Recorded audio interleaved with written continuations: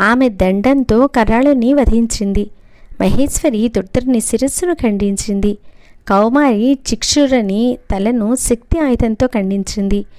వికరాళుని కంఠమును వైష్ణవీ శక్తి చక్రాయుధంతో ఖండించింది. వారాహి శక్తి భాస్కరుని తలను ముసలంతో కుట్టింది. వజ్రాయుధంతో ఐంద్రీ శక్తి దుర్ముఖుని హతమార్చింది. చెండు ముండులను చాముండీదేవి మండలాయుధంతో ఛేదించింది. మిగిలిన సేనానులు చండ ప్రచండ అమర మహామౌళి మహాహనువు ఉగ్ర వికటాక్ష జ్వాలాస్య దహనులు రోషంతో ఉగ్రులై మహిషుని వెంట బయలుదేరారు.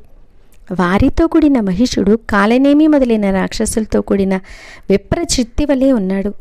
వారందరూ శిరస్త్రాణములు ధరించి రథారూఢులై అమ్ముల పొదులు ధనుస్సుతో కూడి ధ్వజములు ఎగరేసి యుద్ధోన్మాదంతో బాణవర్షం కురిపిస్తూ భయంకరంగా సింహనాద